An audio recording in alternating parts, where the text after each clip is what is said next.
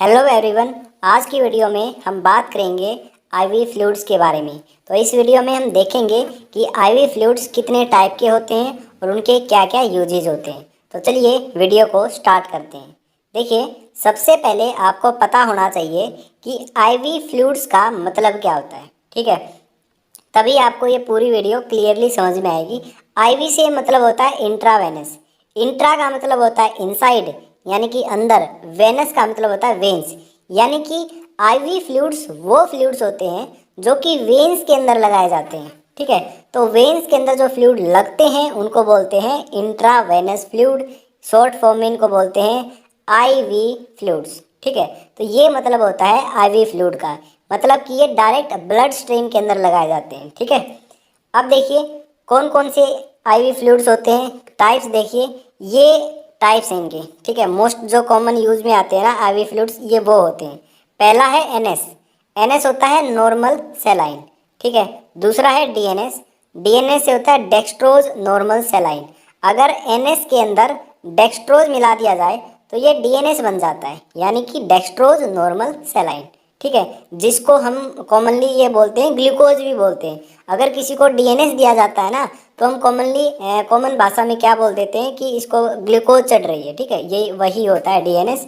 Okay, और आगे जो टाइप है, जो थर्ड टाइप है, वो है D5, D10, D25 सॉल्यूशन। ये जो तीनों ही सॉल्यूशन होते हैं ना, इनको बोलते हैं डेक्सट्रोज सॉल्यूशन।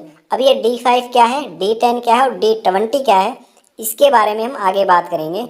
ठीक है, नेक्स्ट जो आईवी फ्लूइड है वो है आरएल। आरएल का मतलब होता है रिंगर लैक्टेट। ओके, अब वन बाय वन करके इनके बारे में हम डिस्कस करने वाले हैं। जो नेक्स्ट है वो है मैनिटोल सॉल्यूशन। अब ये कॉमनली यूज होने वाले आईवी फ्लूइड्स होते हैं। ठीक है, इनके बारे में एक एक करके हम बात करेंगे। तो सबसे पहले बात करते हैं एनएस की, यानी कि नॉर्मल सेलाइन की। नॉर्मल सेलाइन क्या होता है?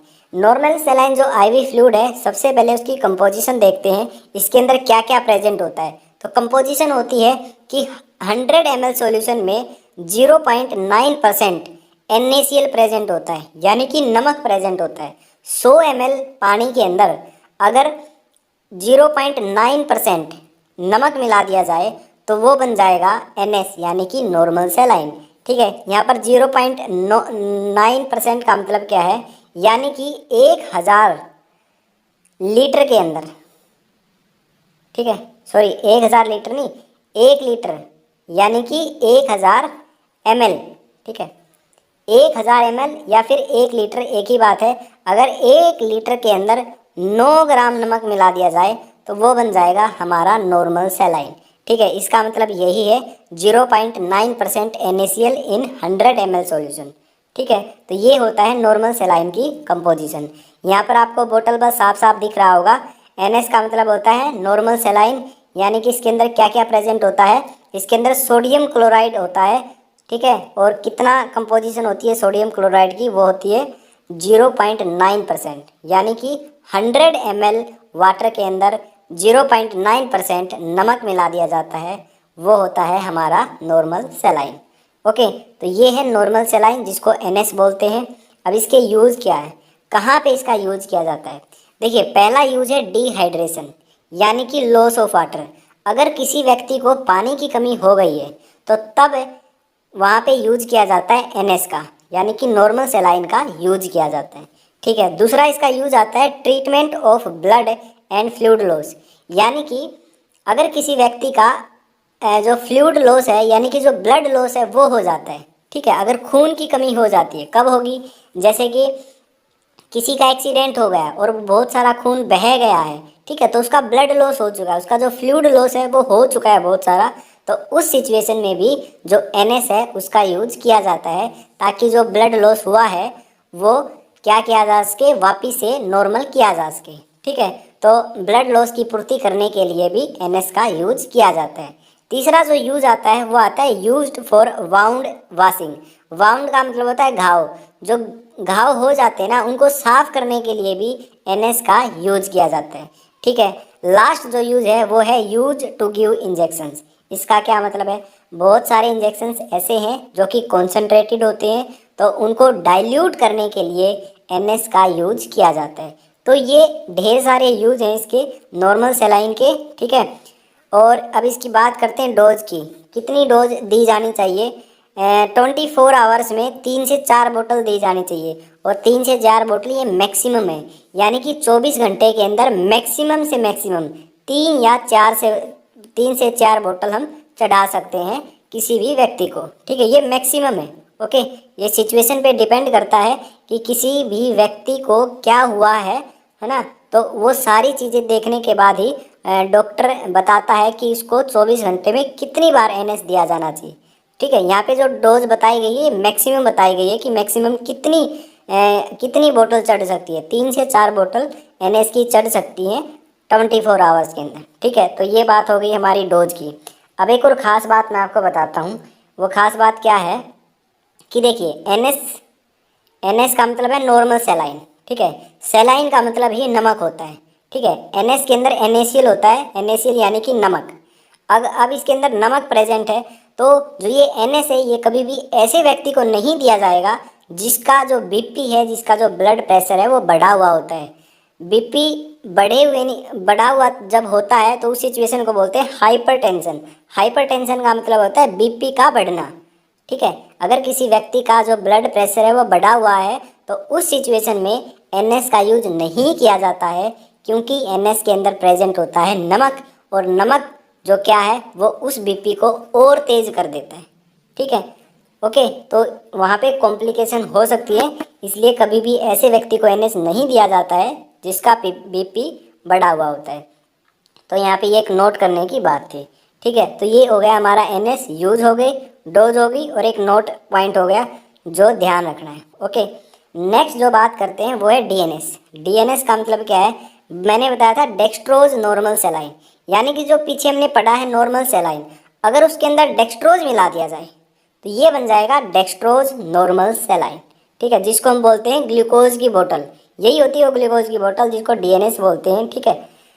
यही चढ़ाई जाती है, ओके।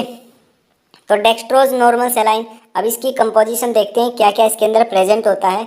वही जो NaCl की अमाउंट है वो तो होगी वही जो नॉर्मल सेलाइन में प्रेजेंट होती थी, 0.9%। बस यहाँ पे जो डेक्सट्रोज है वो कितना है, 5 ग्राम। तो पर 100 ml सॉल्यूशन में ये कंपोजिशन है, ठीक है। 100 ml के अंदर ये कंपोजिशन बताई गई है, ये बात भी आपको ध्यान रखनी है, ओके। तो 100 ml सॉल्यूशन के अंदर 0.9% यानी कि 0.9 ग्राम, ठीक है, ये तो होगा नमक, और 5 ग्राम है वो होगा डेक्सट्रोज। तो अगर हम नॉर्मल सेलाइन में 5 ग्राम डेक्सट्रोज मिला दे तो वो बन जाएगा डीएनएस, यानी कि डेक्सट्रोज नॉर्मल सेलाइन। और जैसा कि आपको यहाँ पे बोतल पे भी दिख रहा होगा, ये बिल्कुल साफ साफ लिखा हुआ है कि ईच 100 ml कंटेन, दिख रहा है आपको, देखिए ये मैं आपको एरो बना रहा हूँ, each 100 ml contain dextrose anhydrous, देखिए यहाँ पे दिख रहा होगा 5 ग्राम, नीचे सोडियम क्लोराइड जो दिख रहा है 0.9 ग्राम। तो डीएनएस के ऊपर यहाँ पे ये कंपोजिशन लिखी हुई है, ठीक है। नॉर्मली जो ये रेट होता है ना इनका, ये जो स्टोर पे मिलती हैं जितनी भी ये एनएस है डीएनएस है, ये 30 से 40 रुपये तक की मिल जाती है। कोई बोतल 30 रुपये की होती है तो कोई 40 रुपये की होती है, ठीक है। तो इनका ये नॉर्मल रेट भी होता है स्टोर पर। आगे बात करते हैं इसके यूज की। जो डीएनएस होता है वो कब यूज किया जाना चाहिए, ठीक है, वही यूज है डिहाइड्रेशन में। एक तो इसका यूज किया जाता है जब पानी की कमी हो जाती है तो तब इसका यूज किया जाता है। दूसरा जो यूज है वो है treatment of blood and fluid loss. वही एक्सीडेंट के दौरान अगर ब्लड लॉस हो गया है, खून जो है वो ज़्यादा बह गया है, तो तब भी इसका यूज किया जाता है। और जो तीसरा यूज है वो है लो ब्लड शुगर, यानी कि हाइपोग्लाइसीमिया। जब किसी भी व्यक्ति के अंदर जो शुगर लेवल है, जो ग्लूकोज का लेवल है, ब्लड के अंदर जो शुगर लेवल है या फिर ग्लूकोज का लेवल कह लो, अगर वो कम हो जाए, ठीक है, तो तब क्या है, जो ग्लूकोज का लेवल कम हुआ है उसको नॉर्मल करने के लिए क्या किया जाता है, डीएनएस दिया जाता है। क्यों दिया जाता है, क्योंकि डी से होता है डेक्सट्रोज। डेक्सट्रोज का मतलब क्या होता है, ग्लूकोज ही होता है ये। तो ग्लूकोज हम दे रहे हैं, ठीक है, डायरेक्टली उसको ब्लड में हम ग्लूकोज दे रहे हैं, क्योंकि जो उसका ब्लड ग्लूकोज लेवल है वो बहुत ही कम था, इसलिए उसको नॉर्मल करने के लिए यहाँ पे डीएनएस का यूज किया जाता है। तो हाइपोग्लिसीमिया सिचुएशन, हाइपोग्लिसीमिया का मतलब ही होता है लो ब्लड शुगर। तो हाइपोग्लिसीमिया सिचुएशन में डीएनएस का जो यूज है वो किया जाता है, ठीक है। लास्ट जो यूज है हमारा वो है इंसुलिन शॉक। इंसुलिन शॉक में भी डीएनएस का यूज किया जाता है।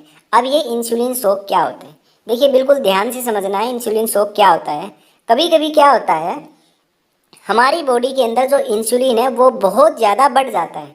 ठीक है, तो इंसुलिन के बढ़ जाने की वजह से, ये जो इंसुलिन है ये बढ़ गया। ठीक है, इंसुलिन के बढ़ जाने की वजह से क्या होता है, जो बॉडी के अंदर ग्लूकोज होता है ना, बॉडी के अंदर जो ग्लूकोज होता है वो ग्लाइकोजन के अंदर स्टोर हो जाता है। ठीक है, बॉडी जो है, इंसुलिन का काम होता है ग्लूकोज को ग्लाइकोजन के अंदर स्टोर करवाना। ठीक है, और ये जो सारी की सारी जो चीज़ें हो रही होती हैं लीवर में हो रही होती है और इंसुलिन ये करवाता है। ओके, इतनी बात आपको क्लियर हो गई। तो देखिए दोबारा से मैं आपको बताता हूँ इंसुलिन शॉक का मतलब क्या होता है।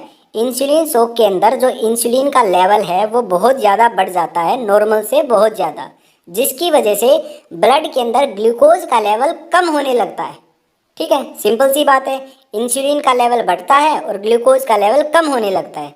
तो ग्लूकोज का लेवल कम होने की वजह से जितनी भी सारी मशीनरी है हमारी बॉडी के अंदर वो ठप हो जाती है, क्योंकि ग्लूकोज से मिलती है एनर्जी, और एनर्जी ही नहीं मिलेगी तो जो आदमी है वो क्या है, हो जाएगा बिल्कुल ठप।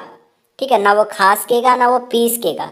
तो उस सिचुएशन के अंदर क्या दिया जाएगा, उस सिचुएशन के अंदर यूज किया जाता है डीएनएस यानी कि डेक्सट्रोज नॉर्मल सेलाइन। ठीक है, एक्चुअल में आपको बताता हूँ ये इंसुलिन शॉक होता कैसे है। कोई भी डायबिटिक पेशेंट है वो इंसुलिन लेता है बाहर से, इंजेक्शन के थ्रू क्या है वो इंसुलिन लेता है, और इंसुलिन लेने के बाद वो क्या करता है, खाना खाना भूल जाता है। तो उस सिचुएशन में इंसुलिन शॉक होता है। ठीक है, तो यहाँ पे इंसुलिन शॉक का मतलब मैंने आपको बता दिया, क्लियरली आपको समझ आ गया होगा। ठीक है, अब डोज देखते हैं डीएनएस की, वही है 24 घंटे में 3 से 4 बोतल ले सकते हैं मैक्सिमम। ओके, मैक्सिमम वर्ड है वो ध्यान रखना, मैक्सिमम लिखा हुआ है मैंने। ठीक है, तो ये डोज याद रखना। ओके, तो ये हमारा था डीएनएस। नेक्स्ट जो बात करते हैं वो है डेक्सट्रोज की। ठीक है, अब ये डेक्सट्रोज क्या है, देखिए डेक्सट्रोज क्या है, डेक्सट्रोज भी तीन तरीके की बोतल आती हैं डेक्सट्रोज की। एक तो है D5 के नाम से, एक है D10 के नाम से, एक है D25 के नाम से। फ़र्क सिर्फ तीनों में इतना है, डेक्सट्रोज की क्वांटिटी में फ़र्क है। ठीक है, जो D5 नाम से आती है उसमें तो 5 ग्राम होता है 100 ml में। 100 ml में अगर 5 ग्राम डेक्सट्रोज है तो D5 की बोतल होगी। अगर 100 ml में 10 ग्राम है तो वो D10 की बोतल है। और 100 ml में अगर 25 ग्राम हो गया तो वो होगा हमारा D25 की बोतल। ठीक है, तो ये तीनों ही जो बोतल हैं ये डेक्सट्रोज सॉल्यूशन बोले जाते हैं, डेक्सट्रोज आईवी सॉल्यूशन बोले जाते हैं, D5, D10 और D25। ठीक है, ये तो कॉमनली यूज किए जाते हैं D5 और D10, लेकिन जो D25 है ये बहुत ही रेयरली यूज किया जाता है। यानी कि इसकी जो आवश्यकता है D25 की वो कब पड़ती है, वो तब पड़ती है अगर कोई व्यक्ति ना तो खाने की उसमें है एबिलिटी है उसमें, ना फिर वो पी सकता है कुछ, ना तो वो खा सकता है ना पी सकता, और वो ऐसी सिचुएशन में पहुंच गया है अगर उसको ग्लूकोज बाहर से नहीं दिया गया तो वो मर जाएगा। अगर ऐसी सिचुएशन हो जाती है, ऐसी क्रिटिकल सिचुएशन में, तब ये D25 का यूज़ किया जाता है। अदरवाइज़ किसी भी सिचुएशन में D25 का यूज नहीं किया जाएगा। ठीक है, तो D25 जो है वो रेयरली यूज़ होता है, और जो कॉमनली यूज़ होने वाले हैं वो D5 और D10। अब एक और बात मैं आपको बताता हूँ, जो है डेक्सट्रोज सॉल्यूशन है, ठीक है, ये कब यूज नहीं किया जाएगा, अगर कोई डायबिटिक पेशेंट है यानी कि शुगर का पेशेंट है उसके अंदर डेक्सट्रोज हम यूज नहीं कर सकते, क्योंकि जो शुगर का पेशेंट होता है उसके ब्लड के अंदर शुगर क्या है, बढ़ा हुआ होता है, और बाहर से भी अगर हम उसको शुगर दे देंगे तो उसके जो ब्लड है उसके ब्लड में शुगर की जो अमाउंट है वो डबल ट्रिपल हो जाएगी, जिसकी वजह से कॉम्प्लिकेशन हो जाएगी। इसलिए कभी भी डायबिटिक पेशेंट में जो डेक्सट्रोज है वो नहीं दिया जाता है। ठीक है, और जो डीएनएस है वो भी नहीं दिया जाता है। ठीक है, जो डीएनएस है वो नहीं दिया जाता है। लेकिन खास बात क्या है, इंसुलिन शॉक, जो इंसुलिन शॉक होता है वो डायबिटिक पेशेंट के अंदर ही होता है, लेकिन इंसुलिन शॉक जब होता है तब दिया जाता है, क्योंकि इंसुलिन शॉक में जो ग्लूकोज का लेवल है वो बहुत ही डाउन चला जाता है, इसलिए दिया जाता है। ठीक है, तो ये हो गया हमारे डेक्सट्रोज के कंपोजिशन की बात। ओके, आगे बात करते हैं यूज की, कब दिया जाता है। देखिए डेक्सट्रोज यानी कि ग्लूकोज, एक तरीके से ग्लूकोज से मिलती है एनर्जी। तो अगर किसी को वीकनेस हो गई है, ठीक है, बहुत कमज़ोरी लग रही है, तो वीकनेस, कमज़ोरी आ गई है, तो उस सिचुएशन में जो डेक्सट्रोज है वो दिया जाता है, या फिर to recover body fluid loss, अगर फ्लूइड लॉस हो गया है बॉडी से तब भी दिया जाता है। ठीक है। डोज कितनी है? मैक्सिमम 3 से 4 बोतल 24 घंटे के अंदर। तो 24 घंटे के अंदर मैक्सिमम 3 से 4 बोतल डेक्सट्रोज की दे सकते हैं। तो ये पूरी की पूरी क्या है? यूज़ और क्वांटिटी है, कितनी क्वांटिटी देनी चाहिए डोज के बारे में। तो ये था हमारा डेक्सट्रोज के बारे में। नेक्स्ट जो हमारा आईवी आता है वो आता है आरएल। ठीक है, इसको बोलते हैं रिंगर लैक्टेट सॉल्यूशन। ओके, इसको रिंगर लैक्टेट सॉल्यूशन बोला जाता है, या फिर एक और दूसरा नाम इसका, इसको सोडियम लैक्टेट सॉल्यूशन के नाम से भी जानते हैं। एक और नाम इसका हार्टमैन सॉल्यूशन के नाम से भी जानते हैं। तो इन तीनों नाम से ये जाना जाता है। कॉमनली जो जाना जाता है वो आरएल, बोतल के ऊपर आरएल लिखा मिलेगा। आरएल का मतलब है रिंगर लैक्टेट सॉल्यूशन। अब बात करते हैं कंपोजिशन की, कि इसके अंदर क्या क्या चीज़ें प्रेजेंट होती है। देखिए, ये बहुत सारी चीज़ों का ना मिक्सचर होता है, यानी कि बहुत सारी चीज़ें आपस में मिक्स होती है। क्या क्या? इसके अंदर NaCl यानी कि सोडियम क्लोराइड होता है, सोडियम लैक्टेट ये भी प्रेजेंट होता है, पोटासियम क्लोराइड ये भी प्रेजेंट होता है, और कैल्शियम क्लोराइड भी प्रेजेंट होता है। यानी कि वाटर के अंदर ये सारी की सारी चीज़ें यहाँ पे मिक्स होती हैं। तो इसी को बोलते हैं आरएल, यानी कि रिंगर लैक्टेट सॉल्यूशन। तो रिंगर लैक्टेट सॉल्यूशन क्या होता है? मिक्सचर होता है सोडियम क्लोराइड का, सोडियम लैक्टेट का, और पोटासियम क्लोराइड का, और कैल्शियम क्लोराइड का। ये सारी चीज़ें वाटर के अंदर मिक्स होती हैं, यही हमारा होता है आरएल। ठीक है। तो यहाँ पे देखिए लिखा हुआ है ऊपर सोडियम लैक्टेट इंट्रावेनस इन्फ्यूजन, ऊपर लिखा भी हुआ है 500 ml की है। और यहाँ पे जो ये है, ये कंपोजिशन, ये बहुत ही ब्लर है, साफ नहीं दिख रही है। तो यहाँ पे देखिए कंपोजिशन है। कभी भी नोटिस करना, आरएल की एक बोतल लेना और वहाँ पे उसकी कंपोजिशन चेक करना कि कितना कितना है, NaCl कितना है और सोडियम लैक्टेट कितना है, तो आपको क्लियरली पता चल जाएगा। तो ये था आरएल रिंगर लैक्टेट सॉल्यूशन। अब बात करते हैं यूज़ कहाँ किया जाता है। जो रिंगर लैक्टेट सॉल्यूशन है वो यूज़ किया जाता है डिहाइड्रेशन में, यानी कि पानी की कमी हो जाती है तब यूज़ किया जाता है। दूसरा इसका यूज़ होता है इलेक्ट्रोलाइट इम्बैलेंस में, यानी कि बॉडी के अंदर ना बहुत सारे इलेक्ट्रोलाइट होते हैं। ठीक है, उनका बैलेंस होना बहुत ही ज़रूरी होता है। ठीक है, ओके। तो उसको बैलेंस करने के लिए भी इसका यूज़ किया जाता है।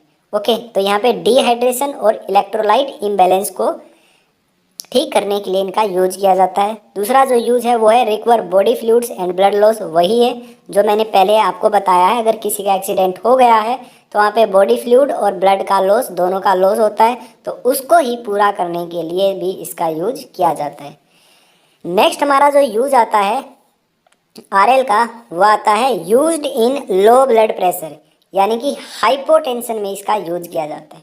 ठीक है, हाइपोटेंशन का मतलब होता है बीपी का, ब्लड प्रेशर का कम हो जाना।